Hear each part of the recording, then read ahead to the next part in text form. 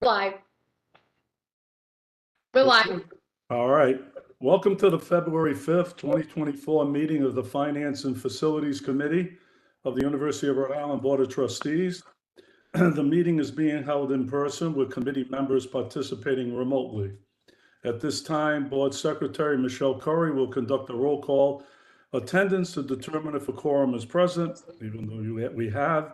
Please clearly respond present via WebEx or present in person when your name is called.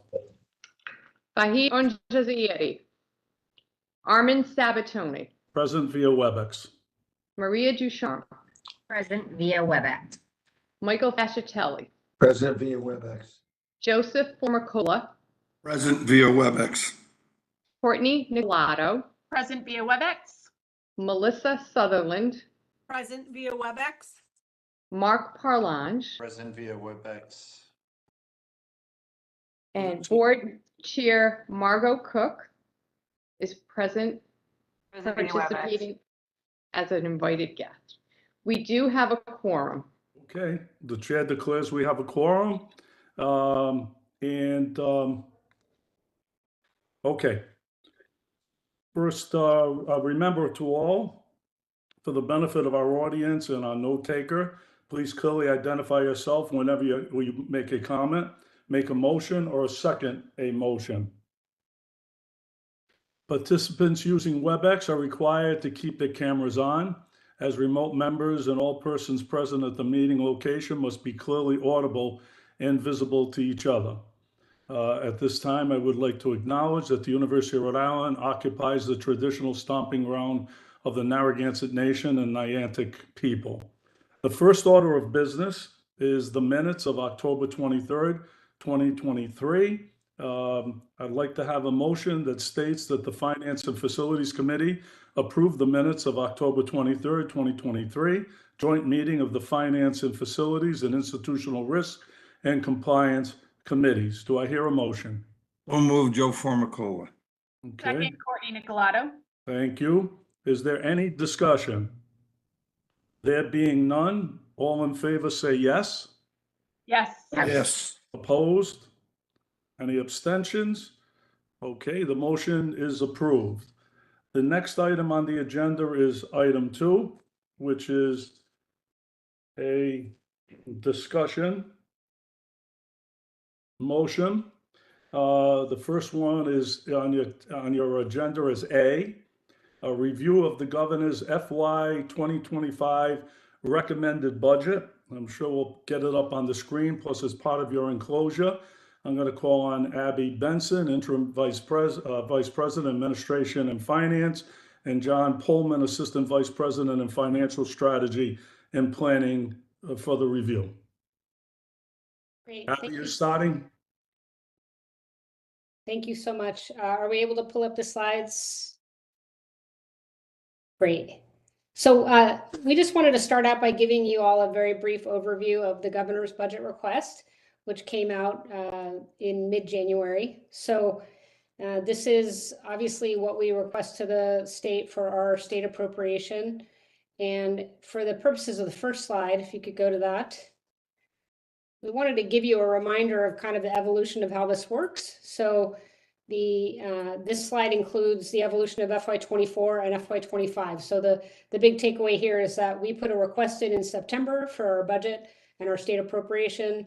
The governor's budget, recommended budget comes out usually in January, and then we have a final that's enacted by the General Assembly in June or July. So right here, you see kind of the major categories of our ask and what the evolution was for FY24, and also what our request was for FY25. So I'm going to focus on the last two columns for your information. So if you look in the upper right-hand corner, FY24 enacted level, so we received a general appropriation from the state of 105.4 million. That was a significant jump from FY23, about 16%. We were very thankful for that. The General Assembly got us that really record-breaking appropriation. And so the numbers in the last two columns represent delta from that 105.4. So the way we have to submit our budget to the state is in several buckets. The first bucket is our operating budget shortfall. So we've had a shortfall, if you see In FY24, we had $11.3 million shortfall. The governor's budget last year did not address the shortfall, but the General Assembly did give us $6.2 million to address that. We managed to do some work internally to reduce that operating budget shortfall. So our FY25 request indicated a $4.1 million shortfall, and the FY25 governor's requested budget did not address that shortfall. So you see 0 provided there. Current service level is the next bucket. That's really what we look at every year to kind of keep the university running. So that includes things like increase in personnel, utilities, debt service, which I'll share in the following slide. So this year we had once again a pretty significant increase in current service level in our FY25 request of $27.7 million. The governor's budget included only $3.4 million of that 27.7. So that's obviously a significant delta from what we're looking for to meet that current service level.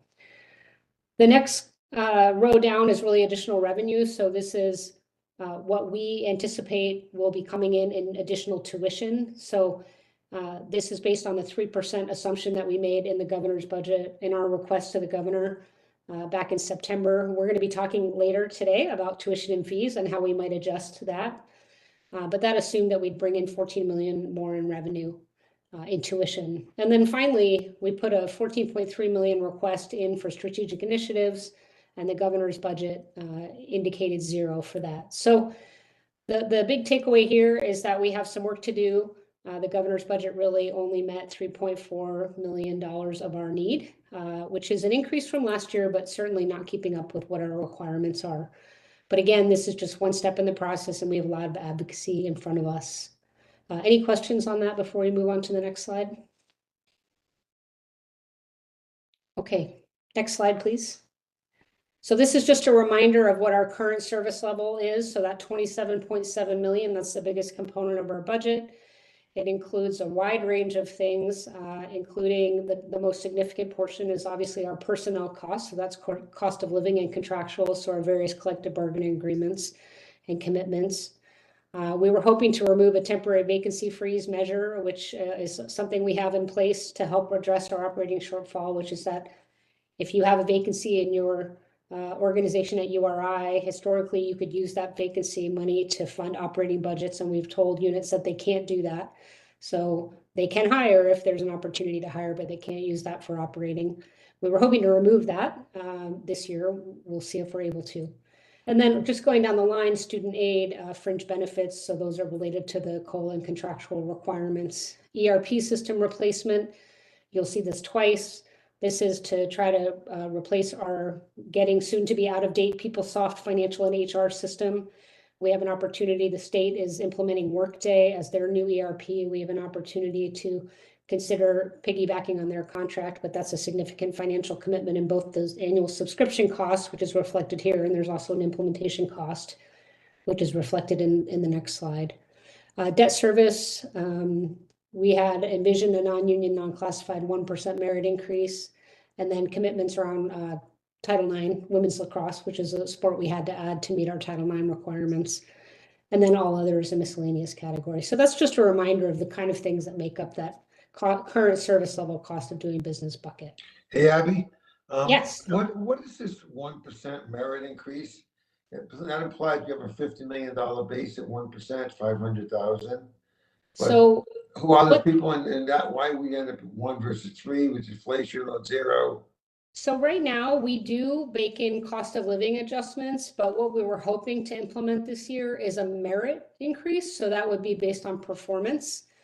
We haven't done that at URI historically, so really it's just cost of living adjustment, but there's no opportunity to actually have merit increases. And we're working right now to implement a performance-based system that particularly applies to our non-union, non-classified employees, because our union employees and our classified employees have very strict rules and regulations that they have to comply by based on those CBAs.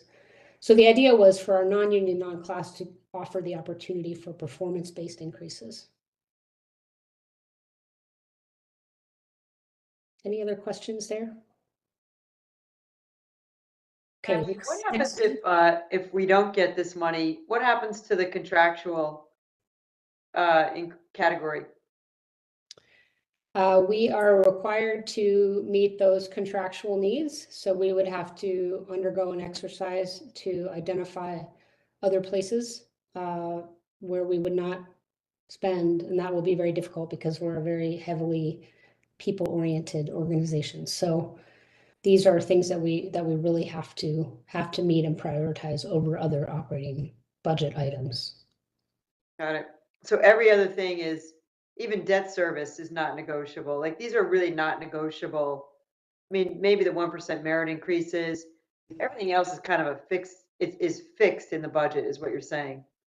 That's the challenge. That's why it's called current service level. So, yeah, they're pretty fixed needs. I mean, the debt service is incremental, so that represents additional borrowing that we would not do. So that would be for critical infrastructure projects. And again, we'd have to just go through a very detailed exercise to understand what operational impacts we would have to meet those COLA needs. But we are hopeful that we will be able to advocate and get more for this current service level. Next slide, please. So these were our strategic initiatives. So we asked for 14.3 million in strategic initiatives. You may recall from our September meeting around life sciences faculty, increasing our academic advisors, some support for our scholarships that support our more diverse populations, and then IT modernization. So that's IT infrastructure, which includes some of that ERP implementation money and some other items. So just showing here that the governor's budget request did not give us any funding for any of those strategic initiatives. So you'll see the zeros in the FY25 GBR column. Next slide, please. So this is our RICAP request. So this year we really had one request, which was 16.3 million in asset protection. We ask for asset protection every year. You can see here what our FY24 request was and what the governor's budget recommended and what was enacted. This year we asked for 16.3 and we received 14 million. And asset protection is really the funding that we use for maintenance and repair of our buildings. So it's kind of every year we have a whole list of asset protection projects that we look to undertake. The second item is PFAS. So you may recall that we received $20 million. Last year, we asked for $20 million in our budget request in RICAP funds. We didn't get anything in the governor's budget, but the General Assembly provided us $20 million in federal funds. So they said we could use that to build our PFAS water treatment plant with federal funds.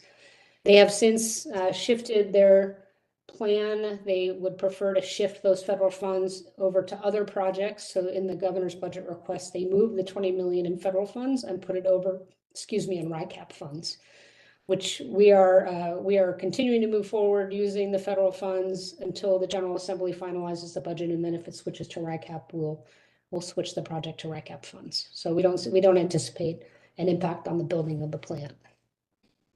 Any questions there?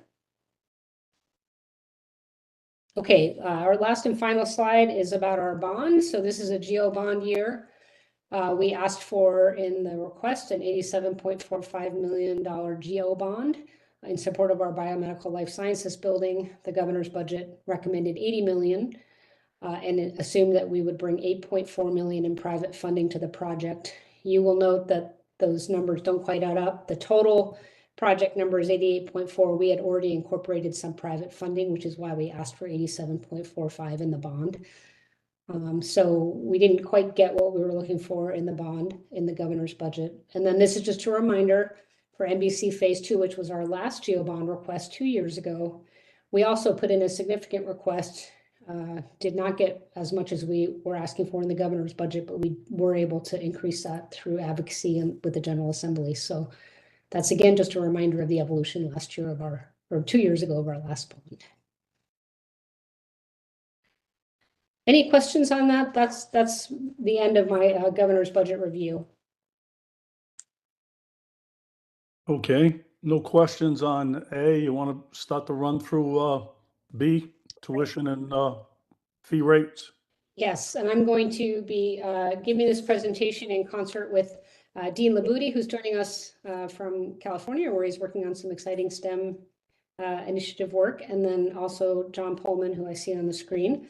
So this is our presentation on tuition and fees for FY25. So you may recall that Back in September, we asked the board if we could shift your approval of tuition and fees from September, when it traditionally was done as part of the governor's budget request, to February, which would allow us more time to see the governor's budget that comes out, and also to have a better understanding of our enrollment after census. So this is that first attempt to share with you some recommendations about where we think tuition and fees should land, and recommend to the full board, which will meet in a couple of weeks. So there's a lot to get through here, and I will get us started. If we could go to the next slide, please. Okay, let's go to the next slide. So we'd like to talk to you about this in a way slightly different than we have in the past, which is really around total cost of attendance. We've received feedback from the board that is what you care about, because that is what students pay. And there are three sort of big components to the total cost of attendance that we want to walk through. The first is about housing and dining. So housing and dining is an auxiliary function at the university. So we charge students for housing and dining based on what the cost of doing business is, and that includes allowances for kind of capital reinvestment of our housing and dining facilities. So we have to report on and list what we charge students around our standards. So our standard housing refers to a group B double. That's the most commonly chosen housing option. Standard dining refers to the unlimited standard plan. And then also students are charged a specific fee on housing communication. So that's specifically for communications issues within our residence halls. So next slide, please. These are our proposed rates for this year. And again, these are auxiliary rates. So this is what we represent will be the cost of doing business to offer housing and dining. And you'll see our FY25 request for annual housing and dining rates are up 3.6%. So it's a $500 increase if you combine our housing and dining for students. Any questions on that? Abby, just a quick question. And actually, Ellen and I were talking about this when we were together the other day. It sounds like dining costs are a moving target right now with increase in food and all of that. I mean, do we think that this amount is enough to be able to cover costs, knowing that inflation is still very much a thing? Yeah, I think Ellen is on the call. I might let her speak to that. If you don't mind, Ellen, it has been a significant whirlwind in looking at food prices over the last year or two. So Ellen, would you mind? Sure, not at all. Thank you, Courtney. Yes, we do believe that this is going to be adequate given what we recognize this year and next year, hoping that the market does kind of level out at some point. It's interesting to watch the food commodities and which ones go up and down on a weekly, monthly basis, but based on the great work that our dining team has been able to do with making sure that we have master price agreements to get the best prices we can from the vendors, we feel confident this will be enough to allow us to be successful and cover not only our operating costs, but also any capital improvements we're hoping to make as well. Thank you for that. Thanks. Great. So that's the first bucket of the total cost of attendance. And if we could go to the next slide. The second bucket are mandatory fees. So these are fees that are approved by the Board of Trustees. These are fees that undergraduates are charged, every undergraduate. So there are some fees that certain groups of populations of students are charged based on their academic area of study, but these are mandatory fees charged across the board. So you'll notice here that we only are requesting a 0.9 overall percent in fees from FY24, and that's due to two fee increases. One is for the Fitness and Wellness Center, and that has to do with recently increased student minimum wage requirements. And the second is a Memorial Union fee. So that one has gone up and down a little bit based on our plans to renovate the Memorial Union. We'd increased it 2 years ago because we were intending to renovate it. And then when we decided to put that project on hold to focus on housing, we reduced the fee, but we're realizing we need to do some short-term renovations to shore up parts of the Memorial Union. So that increase in fee will allow us to do some of these short-term capital projects while we're putting off doing the full Memorial Union renovation, which is definitely in our plans, but we're trying to prioritize housing right now. So again, we try to keep these fees kind of equal to what the real requirements are to meet the function, and we try to reduce the impact to those fees for our students. So that's the second bucket of total cost of attendance. And then the third bucket, which is where I think we're going to spend most of our time, is tuition and fees. So before we talk about recommended tuition and what the financial impacts are of that, Dean Labudi, as I mentioned, is joining us here, our AVP for Enrollment Management and Student Success. He is in charge of our enrollment planning, and that's obviously key to our planning around tuition. So if you don't mind going to the next slide. And the next one, I'm going to turn it over to Dean to walk through the evolution of our enrollment. And again, part of the reason we're having this conversation now is we've had some evolution even since September to help us really inform our recommendations. Dean? Great. Good afternoon, everyone. Greetings from a very soggy California, where I'm at a Math Pathways convention with 24 other states. So thanks for letting me join you. This slide, I recognize, represents a lot of numbers, but I wanted to explain to the group a little bit about how we work on enrollment and enrollment targets that is related to, of course, then how we get to tuition. So if you look up top and you'll see first year students, you'll see initially that first column of numbers that says fiscal year 24 original target. And you'll see 1,425 in-state students, and then out of state and then regional. That is what our initial strategy would have been going into the institution with enrollment in new students if we did not have the impact of factors that impact us. We have the Promise Scholarship at CCRI. We have the Hope Scholarship. We're aware of the impact on that group. So if you'll notice that 1,425 in-state number, actually the target changed to 1,275. Out of state went from 1,735 up to 1,885 because we had an opportunity with the pool and with needing to adjust the in-state target because we had to. And you'll see that brought in still the same target of 3,255 students, but the change of we wanted 1,425 in-state. We know we're getting impacted by this free tuition program, so we need to make some adjustments. If you go over to the third column there, you'll see our actual enrollment. How did we do based on our targets? So we wanted 1,275 of our adjusted target. We brought in 1,274. We wanted 1,885 out of state. We brought in 1,894. Regional tuition, for those who are new to this group, these are New England states where we have certain programs that those state schools do not offer at their home state institution. An example might be aquaculture. So students can come to URI from that state and pay 175% of in-state tuition.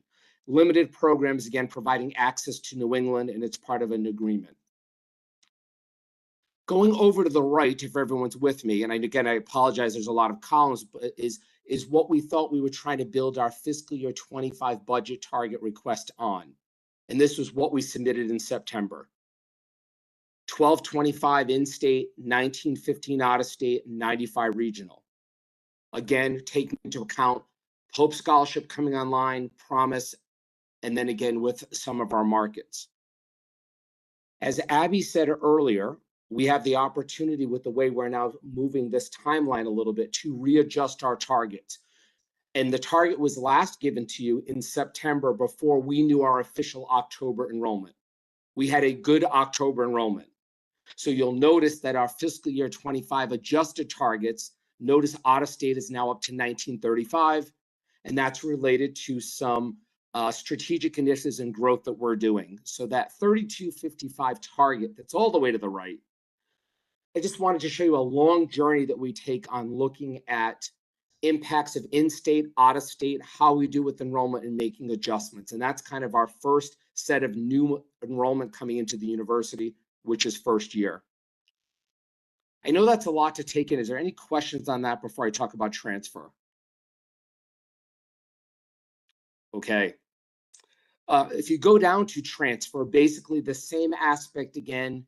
What were we thinking? 415 in-state. We know Hope and Promise and the number of transfers is not developed as we had hoped. So that was an adjusted target, right? Then we had our October 15th enrollment.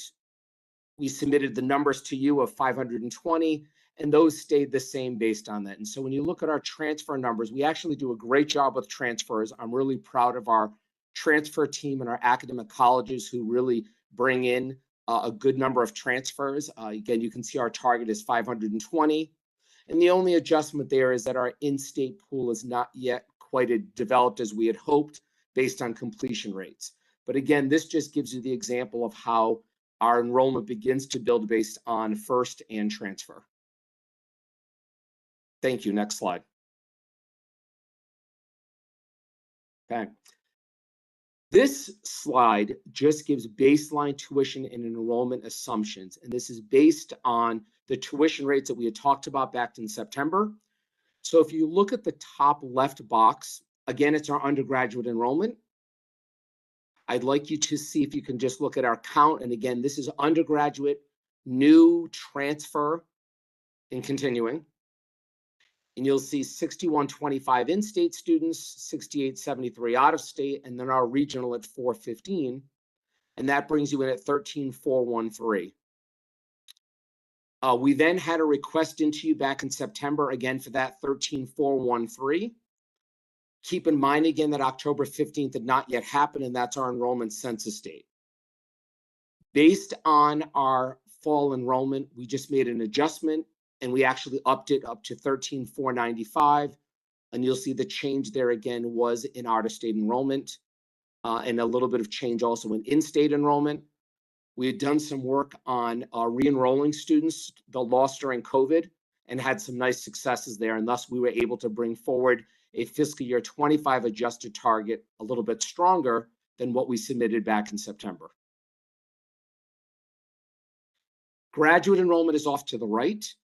Again, graduate enrollment, you'll see 1089 is our total for fiscal year 24 budget. And you can see, again, our full-time enrollment here. This is, again, does not include part-time. If you go over to the right, you'll notice 1213 based on the request, and that has not changed since we are making an adjustment. So baseline tuition and enrollment assumptions, every time we have more data, we try to build those into our new targets. That is why you're getting some adjusted targets. And then down below, tuition and fee rates, 2023-24, and you can see in-state versus out-of-state, and this was the assumption of 3% that we submitted back to you, and I know we'll be discussing that further. So again, just wanted to give a little bit of an overview of how our enrollment is made up, especially in the new students coming in. I know there were some questions on that. And then just some enrollment tuition assumptions that will then lead into our next discussion. Thank you. Any questions of Dean Labouty? All right. Great, thanks. If we can go to, I think the 2 slides. Next slide is the title slide. There we go. So now we're going to talk about what our recommendations are. So just bottom line up front, our recommendation is to approve a 3.5% tuition increase for both in-state and out-of-state students at URI in FY25. Based on the assumptions that we baked into our model, and this is a model that's developed really closely with the financial planning and strategy group and the enrollment management group, this level of increase would provide the maximum net revenue to the university while keeping URI's education accessible and limiting potential enrollment declines. Here, we need to make sure when we're developing the model that we're balancing the needs of the university financially and also the need to meet URI's strategic plan KPIs, which include things like student success and retention and diversity. I will say, we've had a lot of discussion about this. Enrollment management is to a certain extent an art and not a science, and we have been in these really unprecedented times post-COVID with inflationary environment. So we are making our best assumptions, and Dean and his team do amazing work keeping track of what our peers are doing and keeping in touch with the landscape. But I would say there is some increased volatility this year in our assumptions, just because we haven't really seen these same conditions in recent times. So what does that 3.5% look like? Next slide, please. So the model builds in a number of assumptions. The first assumption is that if you increase tuition over 4%, we're assuming enrollment decline. So a 4% tuition increase scenario, for example, would represent a 1% enrollment decline. And this is all compared to the 3% tuition increase scenario we provided as a baseline in the budget. 4.5% tuition increase assumes a 1.5% enrollment decline, and a 5% tuition increase assumes a 2% enrollment decline. So while charging more for tuition results in increased revenue to the university, it also could result in reduced enrollment, which ultimately would minimize our revenue in the grand scheme of things. So just a few items to consider. I know there have been questions about why we are asking or recommending the same enrollment for in-state and out-of-state students. I would say, and I believe Dean would agree with me, that there are factors impacting both populations of students. They're different factors, but we have to kind of balance different things for the in-state population, different competitive forces in the out-of-state population. Second, although the tuition and fee percentage increases are the same across all student types, the dollar amount impacts differ based on tuition and fees. So a percentage increase to in-state students is going to be a smaller actual dollar amount, and a percentage increase to out-of-state students will be a larger dollar amount because the baseline tuition difference. And I think that's important as we're thinking about what families can afford when they're getting their tuition bill. And then finally, every 0.5% of enrollment loss equates to a loss of 1.1 million in net revenue. So these are the assumptions that are built into the model. So I'm going to turn it over to John Pullman to walk us through the financial impacts of those assumptions and the model that we've built. And we have a couple of different scenarios that we want to walk you through for discussion. There's a lot of numbers here, but we're of course here to answer questions or clarify anything that you might need clarification on. So with that, I'm going to turn it over to John. Can I ask a question before we get there? Sure. Dean, maybe you could give us a little bit of deeper understanding on the assumptions around a 4.5% increase assumes a 1.5% enrollment decrease and a 5 for a 2%. Is that based on actual experience? Is it based on peer experience, or how do you get there? Thank you for that question. So it is based on a couple of factors. Some of it is based on our factor of what was happening back in 2008 to 2010 when we did have some of those bigger increases. In addition, there were some studies that were done that talked about when you raise tuition a certain amount, though about 0.75 to a 1.25% impact on your retention. The problem with that is we are now looking at doing that post-COVID at a time of inflation when, for instance, loan borrowing, for instance, for student and family loans, is at an all-time high compared to the past 10 years.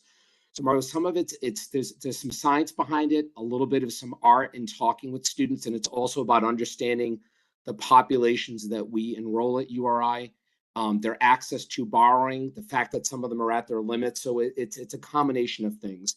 In addition, we did see a little bit of a softness last year, especially in our out-of-state when we raised tuition, and our retention loss was a little stronger than we would have liked in that. So it's putting these factors together, also talking to the offices on campus who deal with parents on a daily basis with paying their bills, allowing them to register. I'm looking at Ellen, I know, because we do a lot with the Student First funds and others.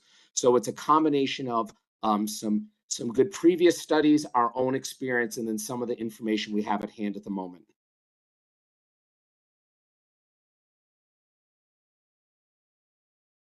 I have a question. Oh, go ahead. Dean, it seems like you have a reduction in target for the in-state students. Is that historical, or how is that? So if you go back in time 10, 12 years ago, we knew that the number of Rhode Island students was going to be on the decline, right? We knew traditional first-year students coming in was going to be on the decline. And that's when, if we finish what you started and bringing adults back. But what has changed the picture is the movement of students within the state based on some of the incentive programs. So we are certainly seeing a movement of students that we normally would come to the university, that are admitted to the university, that since enroll at the community college. And I'm expecting some of that with the Hope Scholarship as well. And so that is something that we knew would be happening based on the demographics. We only graduate about 10,000 high school students a year, and not all go on to college. But there's some other factors that some other states are seeing as well when you have tuition incentives at some schools and not others. Thank you. And that's why when you go back to that initial slide, I would have thought our target would have been about 1450 to 1475, but the 1225 you see is actually taking into account some of the factors I just talked about. And at an all-time high, when in high school graduations were a little bit higher, we were bringing in around the 1,500, 1,550 type range. So it has gone down several hundred since enrollment declines and some of the new tuition programs. Thank you. So let's talk about what the impact of these proposed tuition rates would be. So if we could go to the next slide. Okay, and then I'm going to turn it over to John Pullman to walk us through these slides. Thanks, Abby. I have the pleasure of walking us through some details associated with the scenarios produced to facilitate our discussion today. This bar graph reflects the total cost of attendance amounts for URI compared to our New England peers for this current fiscal year of FY24. This is comprised of the three factors that Abby previously mentioned: our in-state tuition charge, the blue section you see there, mandatory student fees depicted in orange, and room and board charges totaling $30,538 that you see over top of the URI bar. As you can see, these institutions vary with respect to the relationship between tuition and mandatory fees. It's worth mentioning that this is reflective of each institution's sticker price, meaning that discounting or financial aid packages are not being captured or represented within these bars. And that is because these aid amounts vary based on several factors, including each institution developing their own strategy related to the interplay between sticker prices and financial aid dollars awarded. Next slide, please. This slide shows various in-state tuition increase scenarios and the associated impacts on net revenue. So if I could direct your attention to the very top of the slide, the first row there, full-time enrollment assumed, represents the total number of in-state full-time undergraduates assumed for fall 2024, which has been informed by our fall 2023 actual enrollments, as Dean just mentioned. It's worth mentioning that this 6090 differs from the FTE amounts included as part of our FY25 state budget submission, and I'll explain why that's the case later on in this presentation. As Abby mentioned previously, you will notice that we assume enrollment losses beginning at the 4% tuition increase scenario. The next section at the top here represents subtotaled amounts depending on whether you are interested in tuition alone, tuition and mandatory fees combined, or total cost of attendance, which again is inclusive of room and board charges. If I could direct your eye to the middle section of the slide next, which compares this top section to our current year FY24 amounts, which aligns with what was outlined on the previous slide. The FY24 total cost of attendance amount is included in the top right-hand corner of the slide for ease of reference. In this middle section, the total cost of attendance row represents the incremental cost to families compared to FY24 levels, assuming those students live on campus. The bottom section calculates the net revenue impacts of these incremental increases. It's worth noting a couple of things in advance of evaluating the financial impacts. First is that the gross tuition calculation row is reflective of tuition impacts only, not mandatory fees or housing and dining impacts being considered.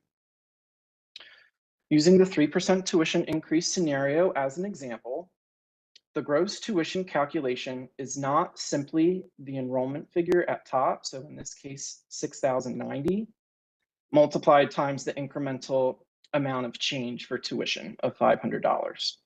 That calculation would get us closer to a $3 million figure, and you see that gross tuition is depicted as 2.6 million. The reason for that is that the gross tuition calculation also captures things like fall to spring melt, as well as part-time undergraduate impacts. These impacts are captured as part of the FY25 student assumptions that informed URI's FY25 budget request to the state. However, they're not reflected in the enrollment figures at the very top of the slide, And this is because many institutions focus on fall, full-time undergraduate enrollment targets as they build their incoming class. And this measure often serves as the more reliable metric for enrollment leaders to evaluate their success.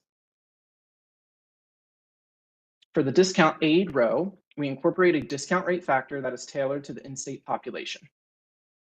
And the net revenue row is the difference between gross tuition and the discount aid line. I know that was a lot of information. I'll pause there if folks have questions.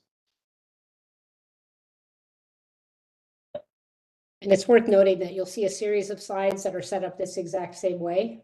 So we want to make sure if you have questions and understanding it now, it'll be relevant to the future slides. Okay, so hearing none, let's go to the next slide, please. So we then produced a similar view, but removed the assumption associated with enrollment loss to demonstrate the impacts to net revenue. As you can see, the full-time enrollment assumed at the top of the slide remains static at 6,090 in-state full-time undergrads for fall 2024. And as Abby mentioned, each 0.5% increase in the in-state tuition equates to approximately $300K in additional net revenue to the institution. Next slide, please. So as Abby mentioned, we reproduced the same 3 slides I just walked you through, but this time for our out-of-state undergraduate population.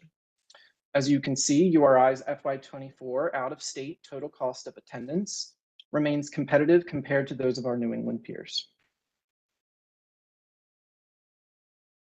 Next slide, please. As a reminder, mandatory fees and room and board charges remain constant between the in-state and out-of-state undergraduate populations. The assumptions that I spoke to previously hold true as it relates to the gross tuition and net revenue calculations as well.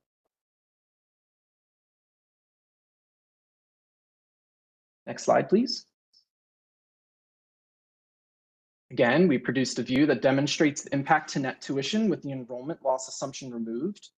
As you can see, the full-time enrollment assumed at the top remains static at 6,985 out-of-state full-time undergrads for fall 2024. Each 0.5% increase in out-of-state tuition equates to approximately $800K in additional net revenue. When combined with the $300K of net revenue increase associated with our in-state undergrad population, this equates to the $1.1 million impact to net revenue for each 0.5% of tuition increases Abby spoke to previously. Next slide, please. We took a similar approach to our graduate population. I just want to make sure that that's the full picture of undergraduate. So I just wanted to make sure if there's any questions on undergraduate before we move on to graduate. Got it. Can you just bring up the slide again that shows the peer group in-state and then peer group out-of-state? Because it seems like we still have a so stopping here for a second, URI versus the median, so say almost 50 versus call it the median at 54. There's still room there. And then in-state, there's a little bit less room, but there seems like there's still room on the out-of-state. Maybe show in-state for a second.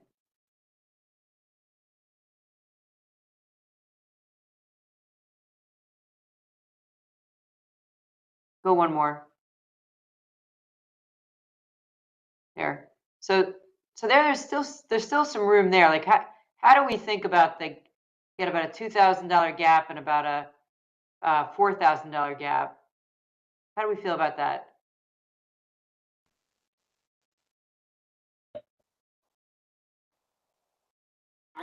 From the enrollment side, the sticker price is only part of the equation.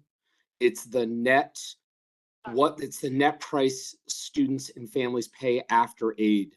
So there are many schools out there who have higher gross tuition amounts, but what families are paying is less, and that's based on their enrollment goals. So that's just one thing that I just add, that it's a little bit, for instance, one of the schools on this list, UVM, who especially on the out of state was much higher, they've had a third year in a row of freezing that so they can look at tuition resetting. So there's a little bit more to the factor here than just the gross amount, but that is, part of the discussion today.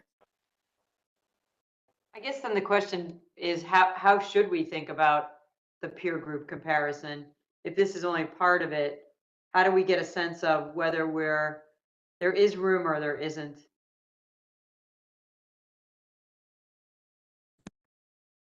I think that's, the price sensitivity in higher education is something that schools have looked at for a while, but in post-pandemic declining enrollment and it's kind of inflation just adds to the dimension of the discussion. But I think that the group to certainly discuss the hard challenge, and I wish exactly what they were truly paying and charging, but that's part of a institutional strategy relation.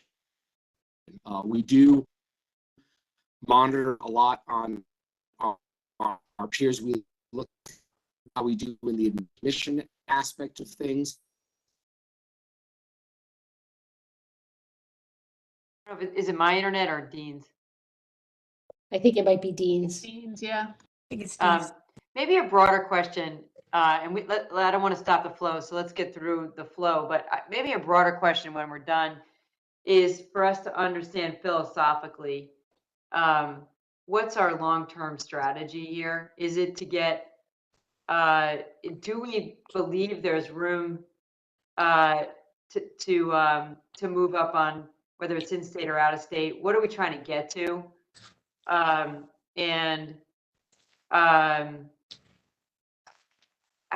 do we think about, instead of having this like every year conversation, we should be thinking about like, what's the longer term goal that we're trying to get to here? So it gives us a sense of what are we considering every year?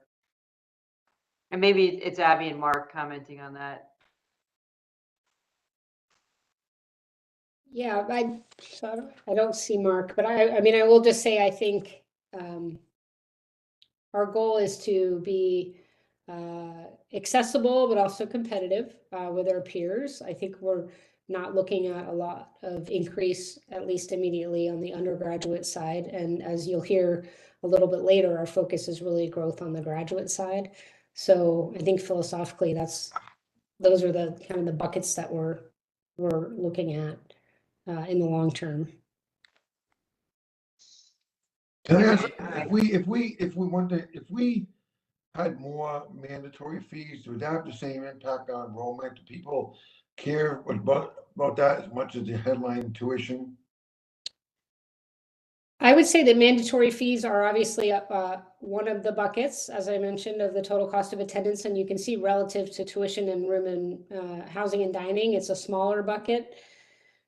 From a university standpoint, we really try to align the fees with what's needed to accomplish the goal of the fees. So whether it's the technology fee or parking or the fitness fee, it's really more in line with kind of cost of delivering a service, whereas tuition is a much broader bucket of funds that are used and prioritized differently within the university to support the overall financial needs of delivering the cost of instruction.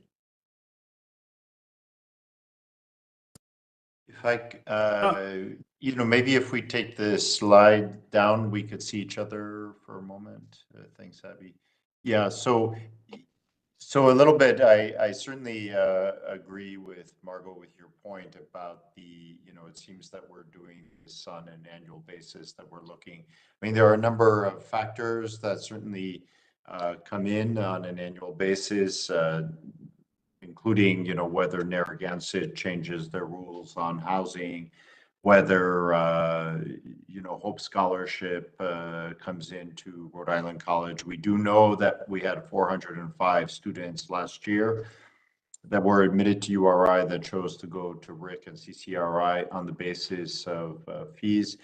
We are certainly one of the few schools also that is certainly increasing each year, the number of students that are applying to come. Dean, of course, you know, we could increase the sticker prices, but you know, then we would have to have another discussion about how much we would drop it. I think to Mike, to your point, I think it's that's why we add tuition and fees together, because those must be paid by the students. So that's why it's presented together. So separating from tuition and fees is not going to change what they have to pay. But we're Rhode Island's university. We think it's incredibly important that Rhode Islanders have the opportunity to come to URI, that Rhode Islanders have the opportunity to go into programs like engineering in our business school and our health sciences and so forth, which and then to have the experience on the campus. And right now in Rhode Island, there was very clearly a shift towards helping with Promise for CCRI, which was originally supposed to be for RIC and URI. And so, you know, that's a little bit part of the game. And then the other thing that's pushing us is just the demographics of the high school graduates, which have been gradually coming down since 2007. Abby, do you and John have anything else on this presentation? If we could just briefly walk through the graduate slides, that'll be quick. That would be helpful. We could pull them back up again. And I think we're looking at, yeah. Great. John, do you want to talk us through the grad scenarios, please?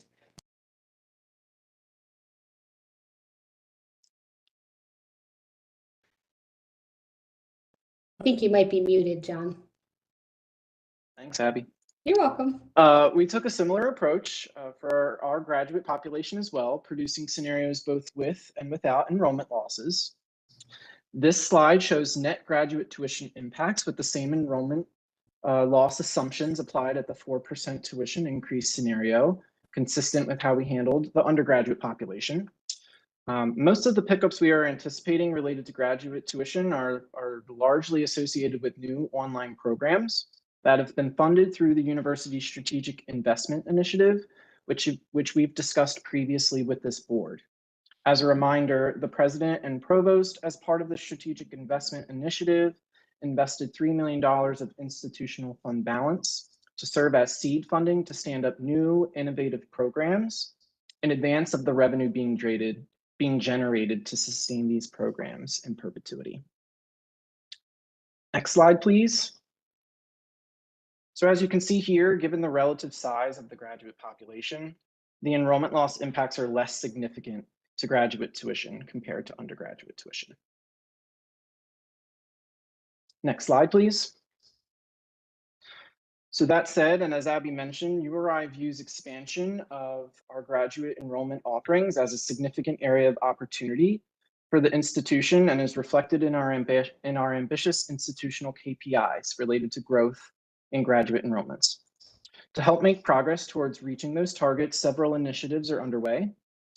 First, we are beginning the process of establishing annual graduate enrollment targets, both at the college and total university level.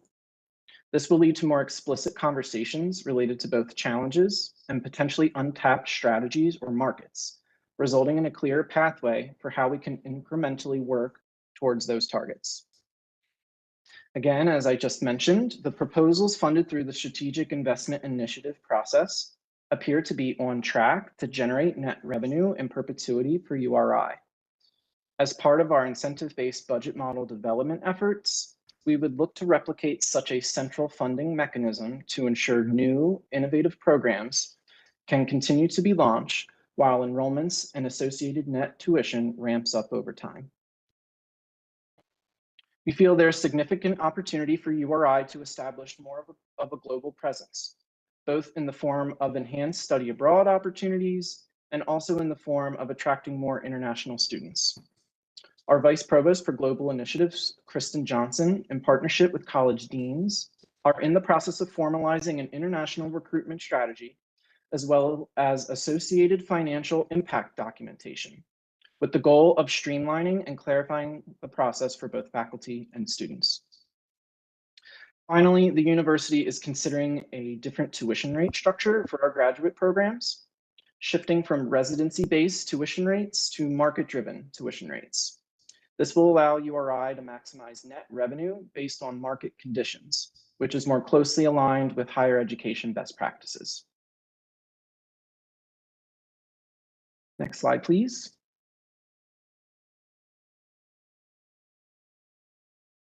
Next slide, please. Thanks. So this slide shows how it all comes together in the form of a net revenue summary. As you can see, the 3.5 tuition increase scenario generates the most net tuition based on the assumptions that have been outlined. Next slide, please. And again, the enrollment loss assumption has an impact on net tuition revenue. There are many significant changes happening within the higher education landscape that make it increasingly difficult to predict the likelihood of these assumptions materializing. We rely upon our enrollment subject matter expert, Dean Labuti, to provide his insight and guidance to us as we consider the tuition and fee increases for fiscal year 25. So that concludes our presentation, and Abby, Dean, and I would be happy to take any questions the committee may have at this time. Any additional questions? Okay, thank you both. At this time, item number 3, executive session. The committee may seek to enter into executive session on the following item. A matter related to the question of the investment of public funds, which includes any investment plan or matter related thereto, where the premature discussion would adversely affect the public interest pursuant to Rhode Island General Laws 42-46(5)(a)(7) specifically. That the Finance and Facilities Committee of the University of Rhode Island Board of Trustees convene into an executive session. I would ask that that statement be the motion to place us in executive session. Motion made, Mike. Do I hear a second? Second, Joe. Okay. All in favor, say yes. Yes. Yes. Opposed? Abstentions? Okay, the issue is approved. The committee will now convene into executive session for the reasons specified. It is anticipated that this executive session will last approximately 50 minutes, after which the committee will reconvene in open session. The live stream will be paused during the executive session and will resume once the executive session has ended and the committee reconvenes in open session. All right, the next statement I read in, all right, I think I read this now. For those committee members participating via WebEx, well, let's wait until we get into executive session. If you could have the IT move us in.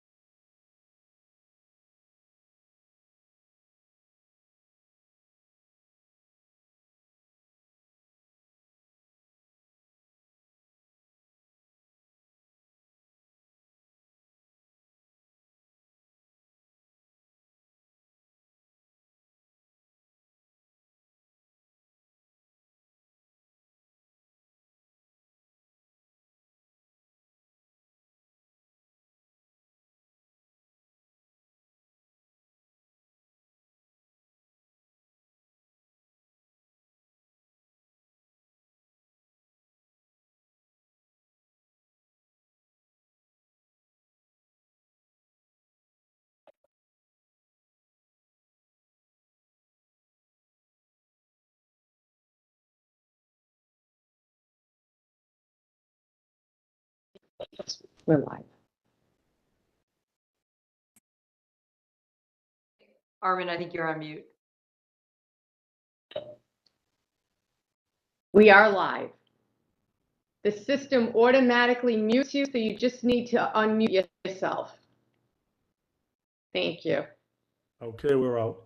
Okay. Okay, we are in open session, and the first order of business in open session is a motion to seal the executive session minutes. Do I hear that as a motion?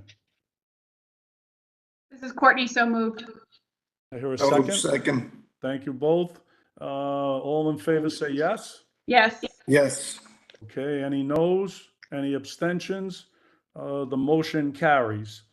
The next item on the agenda is an action item, and it's approval of the tuition and fee rates for FY 2025 and recommendation to the URI Board of Trustees.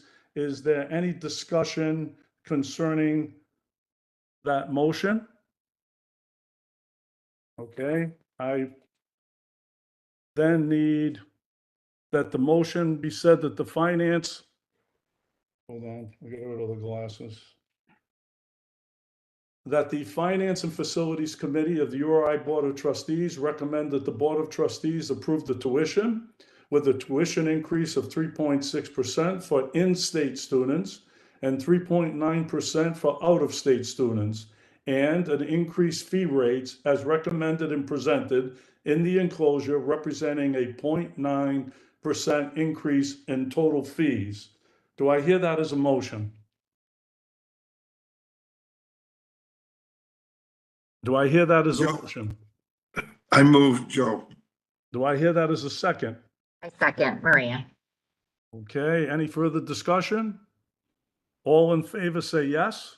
Yes. Yes. Any noes? Any abstentions? The motion carries. Thank you.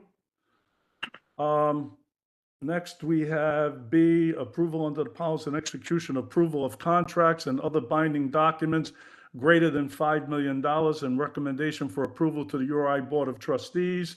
I need Katie. No, Abby, you're on this one too with Tracy Angel. Yeah, great. Thank you so much. So this is an item that we are bringing to the board under the policy for approval and execution of contracts and other binding documents. That's a new policy. We're still making our way through some of the impacts of that policy. And we have two items that we are seeking board approval on. The first is to approve a change order to a contract with Katie Shivlord Associates, which is a marketing communications firm that would increase the total obligation to an amount greater than $5 million. The original contract with this firm went into effect before the policy on approval and execution of contracts and other binding documents was approved. So the initial contract was a time and material contract effective August 22nd through August 2024, so 2 fiscal years. Not to exceed $5 million with KSA, and that is to support media campaigns, marketing, and advertising. It's primarily managed through our Office of External Relations and Communications, and we have VP Matt McDonald here from that office. We have some unanticipated additions to that contract in the form of a regional brand awareness campaign. I know many of you on the board are aware of the desire to do more on the regional marketing front.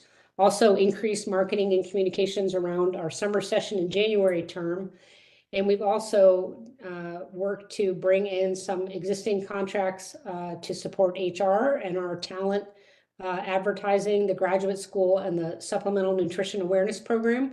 So they all had contracts either with KSA or other firms. And we believe that aligning some of this marketing communications work under this one contract over the 2 fiscal years will be in the best interest of URI to make sure that we are being more strategic in our efforts to strengthen our brand, both as a place where students want to enroll and also where employees want to come work. So we're seeking your approval for an increase in that time and materials contract. Okay, before I call for a motion or discussion, Tracy, anything to add? No. Okay. No. All right. Any discussion?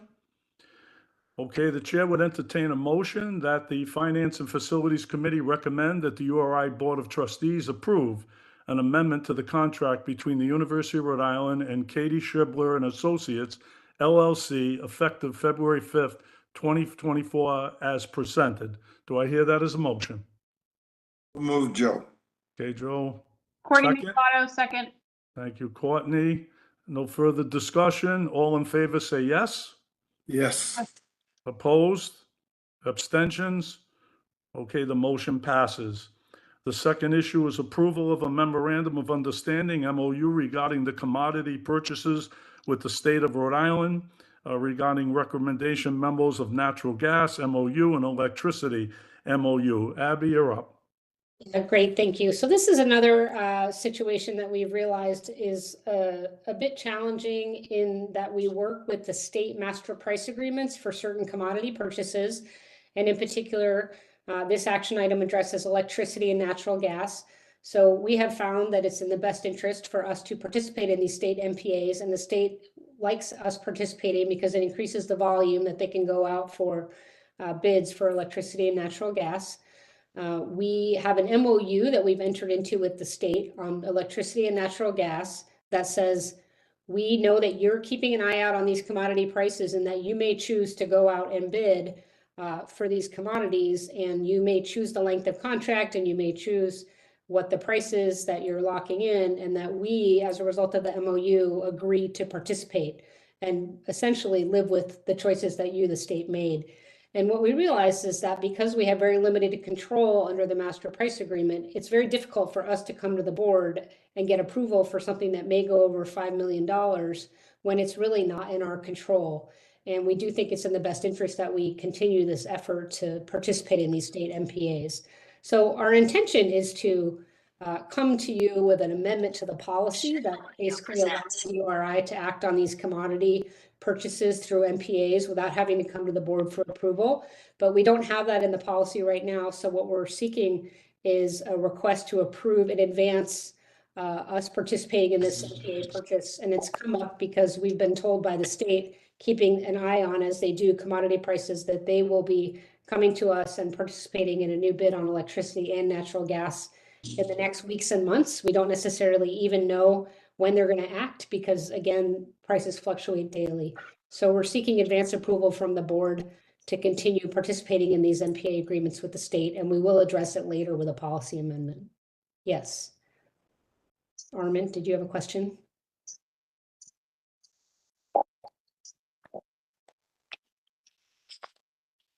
I thought I saw him raise his hand. Does anyone have any questions on that? Oh.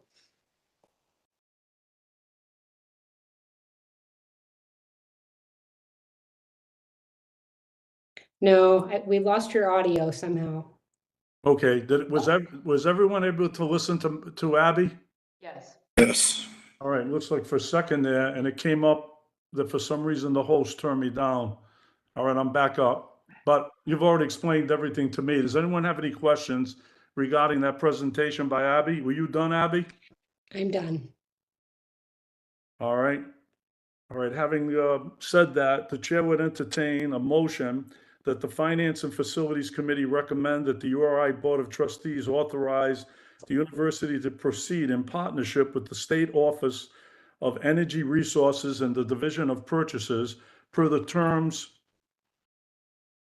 of the existing memorandum of agreements in contracting for both electricity and natural gas at amounts that may or may not exceed the 5 million threshold outlined in the policy on approval and execution of contracts and other binding documents as presented.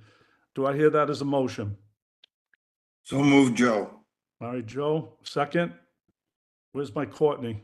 I'm right here. So I'll second. All right, thank you, Courtney. All in favor, yes? Yes. Yes. Opposed? Abstentions? The motion passes.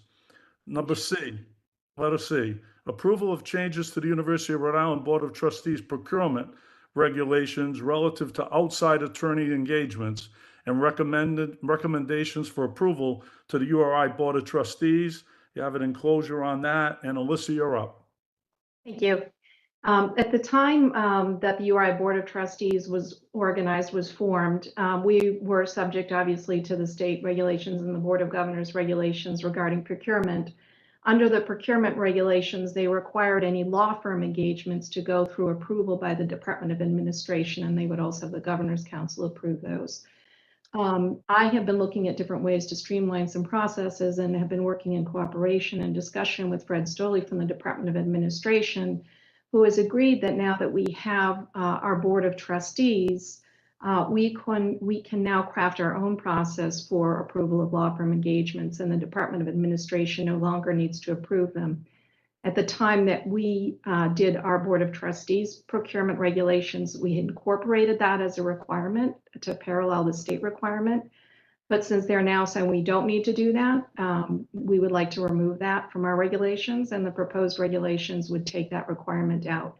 We still need to go through all of the different requirements to make sure that council are appropriate and qualified, that there are available funds, and we will now have Abby Benson approving the engagements as the chief purchasing officer for the university, instead of having to have the chief purchasing officer for the state approve them. Okay, any questions of Alyssa? Okay, hearing none, a motion's in order that the Finance and Facilities Committee recommend that the URI Board of Trustees approve the changes to the University of Rhode Island Board of Trustees procurement regulations relative to procurement of outside legal services and attorneys as presented. Do I hear that as a motion? So move, Joe. Yep. Second? Courtney, second? Okay, all in favor say yes. Yes. Yes. Okay, any noes, any abstentions? The motion carries. Okay, item D, approval of a lease agreement with the town of South Kingston for the land to house the University of Rhode Island Sailing Center and recommendation for approval to the URI Board of Trustees. We've got Abby Calvo, and Ryan Carrillo. Who's up first? Abby? I'll turn it over to Ryan just to give a very brief overview of this. Thank you, Abby. We have a ongoing relationship with the town of South Kingstown. Our current lease that we're under on holdover dates back to 2004. I don't know if the slide is available to be put up on the screen, but we do maintain a sailing center in the town of South Kingstown. This action would then extend our lease of that space for another 10 years with a 5-year renewal. Some of the terms that have changed, we had previously just ended our annual lease payments just under $16,000. This would be a little bit of an increase to about $16,700 with a 3% escalator annually going forward.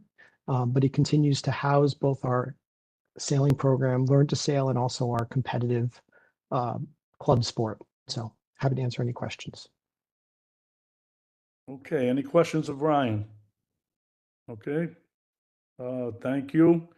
All right, the chair has a motion that the Finance and Facilities Committee recommend that the URI Board of Trustees approve the lease with the town of South Kingston as recommended and presented, that the board chair, president, and vice president of the administration and finance are each individually authorized to execute the lease for and on behalf of the university and the Board of Trustees. Do I hear that as a motion?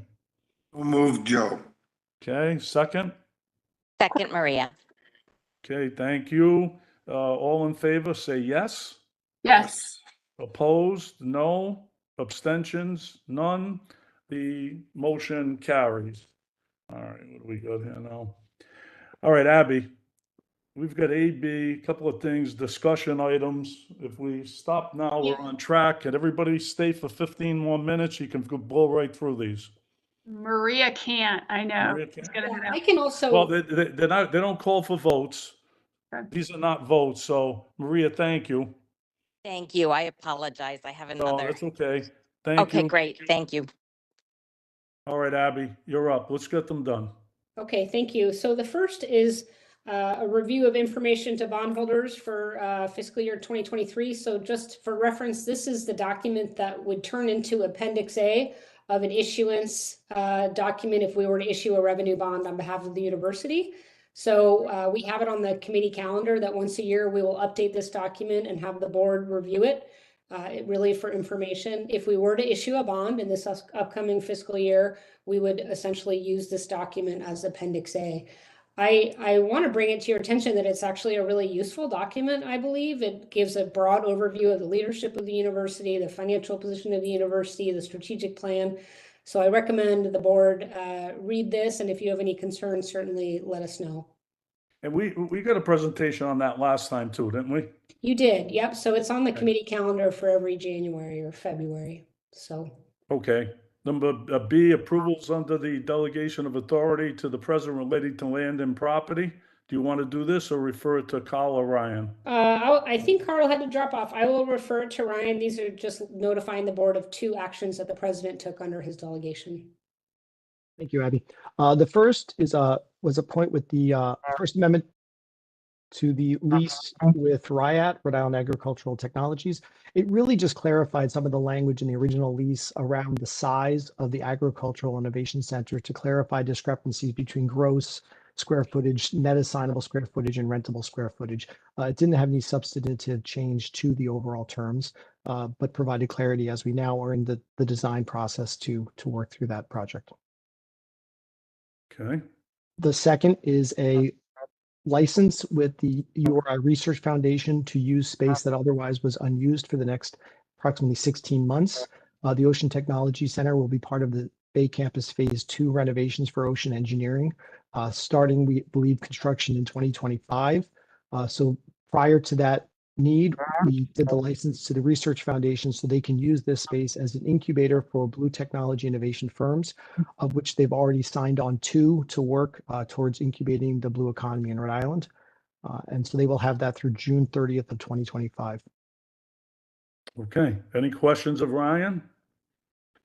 Okay, So we're go ahead. excited about that. The 2 companies that Ryan mentioned are both faculty companies that arose out of faculty research. So it's a great opportunity to offer housing and also a place where blue tech is happening in real life. So thank you. Okay. Item C, last item, discussion of upcoming intergovernmental agreement related to research vessel, Narragansett Dawn. Abby? Thank you. So this is really just a heads up for the committee that we are going to be bringing a significant contract to the board for approval, hopefully in April, which is about the intergovernmental agreement between URI and Oregon State University related to the construction and testing of the Narragansett Dawn, which is our very exciting new research vessel.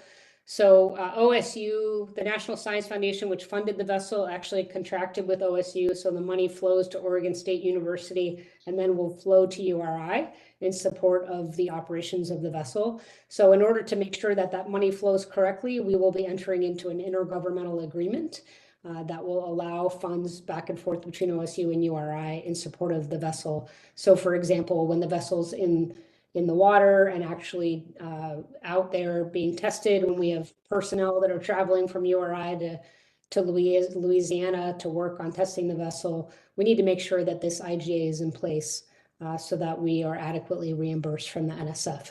So we just wanted to give the board a heads up that will be coming in April.